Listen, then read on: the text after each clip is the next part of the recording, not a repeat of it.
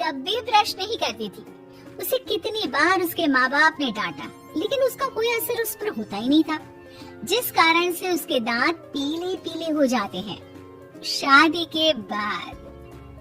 अरे बहू, वैसे तो तुझ में कोई कमी नहीं है, पर तेरे दांत इतने पीले कैसे हैं बेटा? कैसे है मतलब? कोई सर्जरी थोड़ी ना कराई है। वो तो क्या नाम, मैं ब्रश नहीं करती थी तो पीले हो गए। क्या करूं? आप कहे तो लाल करवा लूं या फिर काले? यार ये क्या है, क्यों माँ से लड़ रही हो? लड़ रही हूँ?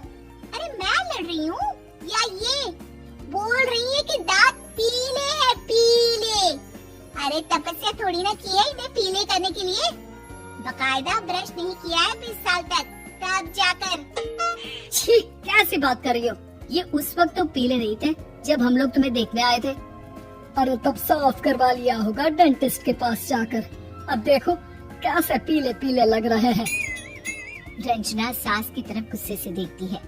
फिर शुरू हो गई पीले पीले पीले। अरे पीले तो तब भी थे जब मेरे हाथ का रसगुल्ला उड़ा उड़ा कर खा रही थी और बोल रही थी, लड़की नहीं गुणों का खजाना दे रहे भाई साहब।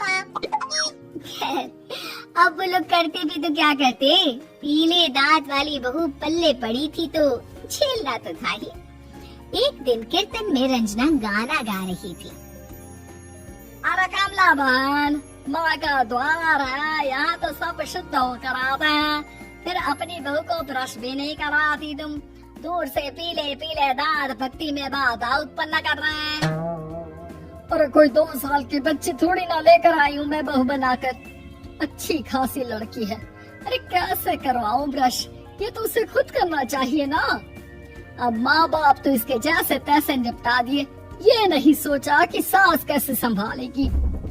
सास बहू को लेकर घर आ जाती है, लेकिन सोच लेती है कि अब इसे लेकर कहीं नहीं जाएगी।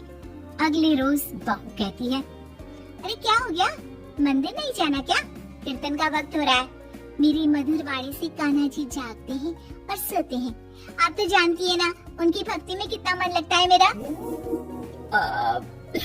वो क्या है ना, तबीयत ठीक नहीं लग रही है मेरी, आराम करूंगी मैं। तबीयत ठीक नहीं लग रही? अभी तो मिथुन के गाने पर नाच रही थी आप, और अब बोल रही है कि तबीयत ठीक नहीं लग रही। अरे भक्ति में मन लगा लो सासू माँ, ऊपर जाना है, क्या मुंह दिखाओगी आप? हाँ? सास को बहू की बात पर गुस्सा आ जाता है। मैं क्या मुंह दिखाऊंगी, इसकी चिंता तो ना कर, समझी? अपने मुंह की चिंता कर, जो ये पीले पीले दांत लेकर हर जगह पहुंच जाती है। पता है लोग कितना मजाक बनाते हैं। ना जी ना, मैं नहीं जाना कहीं तेरे साथ।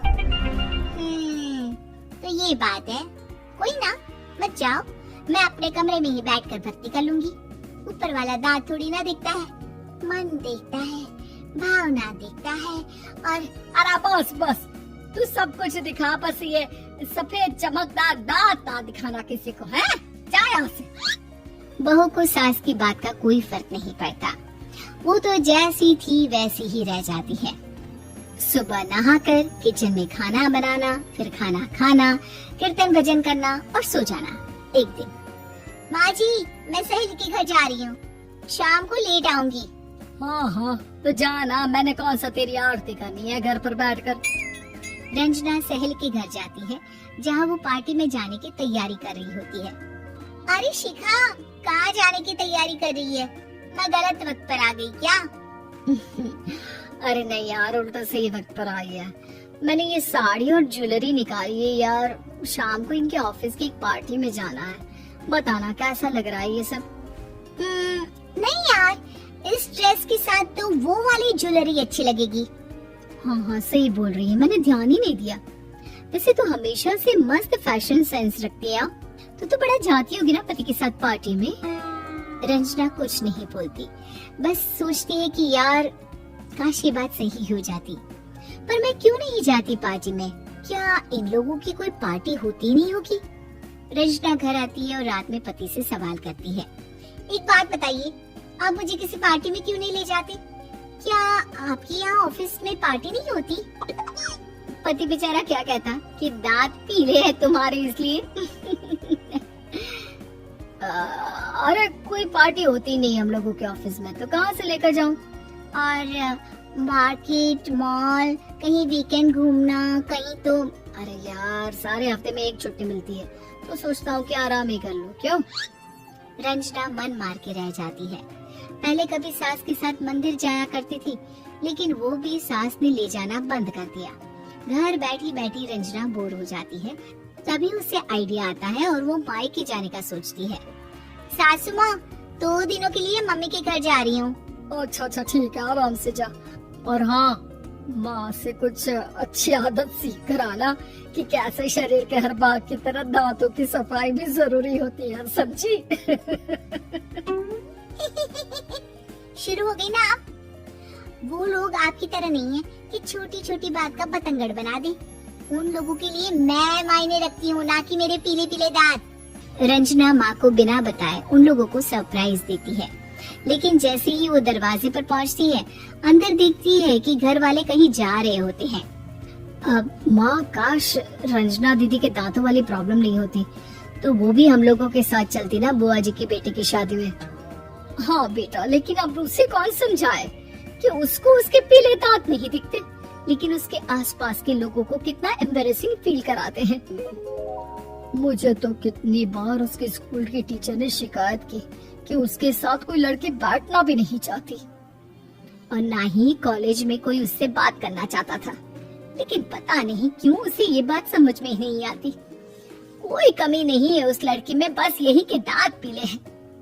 वो तो भला हो जीजाजी और उनकी माँ का, जो दीदी को जैसी है वैसे ही रखा हुआ है।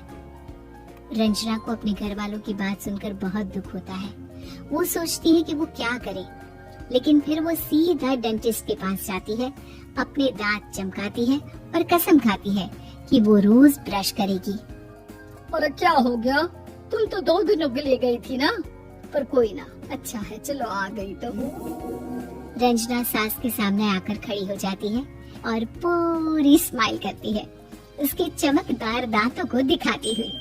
हैं? चले मंदिर? माँ, मुझे माफ कर दीजिए, मैंने आप लोगों को बहुत एम्बैरेसिंग फील करवाया। मैं आज से रोज ब्रश करूंगी।